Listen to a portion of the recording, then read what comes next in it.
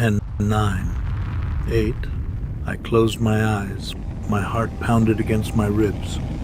My breath, sharp and uneven, barely filled my lungs. 7, 6, 5. The countdown wasn't just for launch. It was a farewell. 4, 3. My mother's voice echoed in my head. Stories of rivers that healed and trees that whispered secrets to those who listened. I wondered if any of those rivers still existed. 2, 1. Fire erupted beneath me. The world shattered into sound and force. The ship trembled like a beast clawing its way out of gravity's grip. My chest compressed. My vision blurred. Then, silence.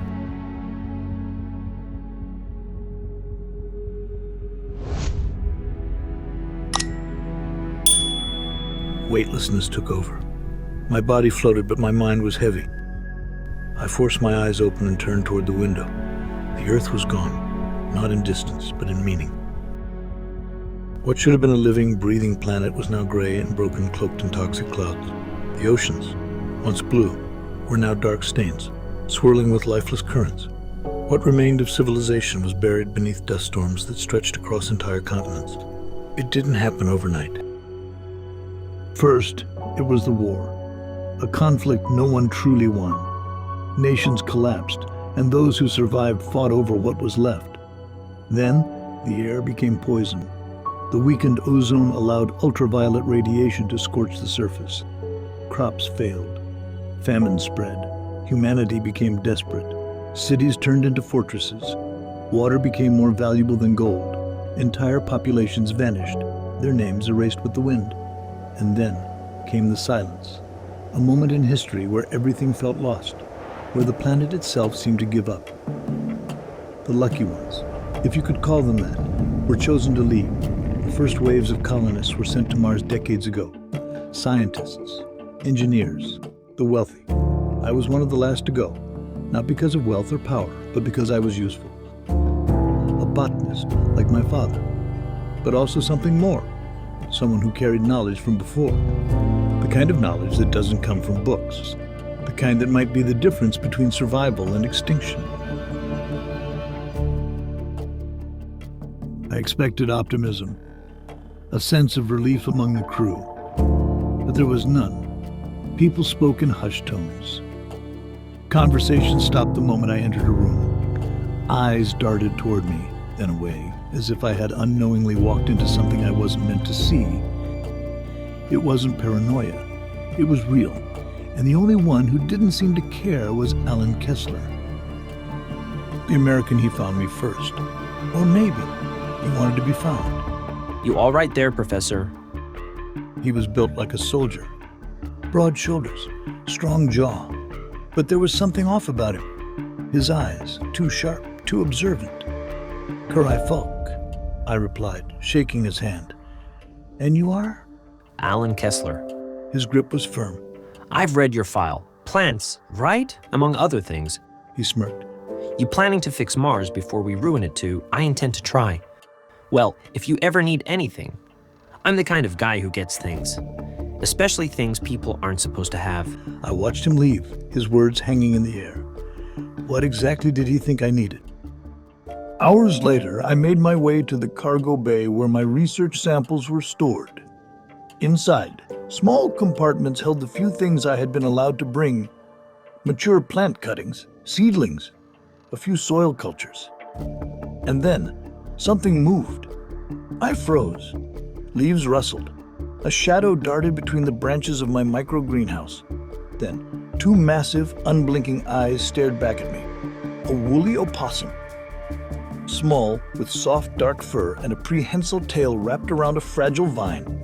She twitched her nose, watching me with quiet curiosity. I exhaled sharply. How the hell did you get in here? She tilted her head. Innocent, oblivious to the fact that she wasn't supposed to exist in space. I reached for a piece of dried fruit, offering it cautiously.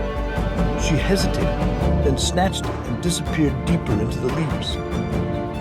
My mind raced. If she was here, that meant I wasn't the only thing smuggled onto this ship.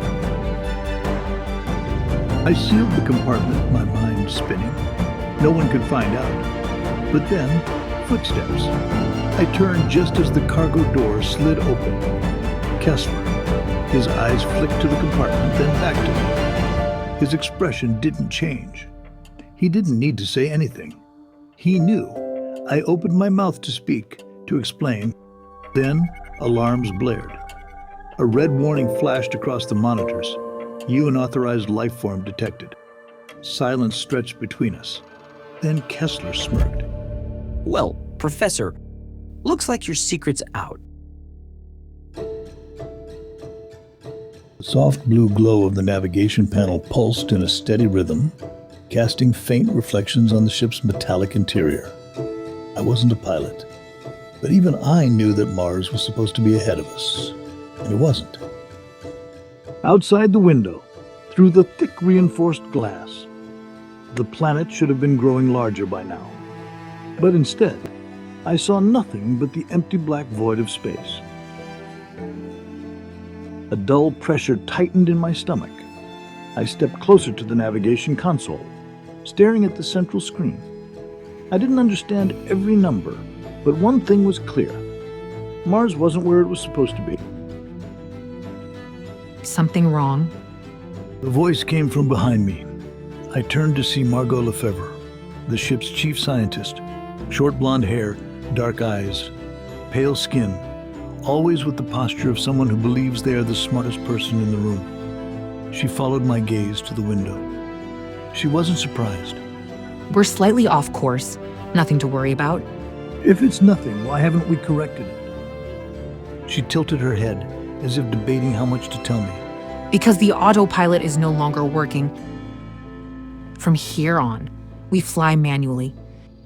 I turned back to the window, to where Mars should have been. Do we have enough fuel to make it?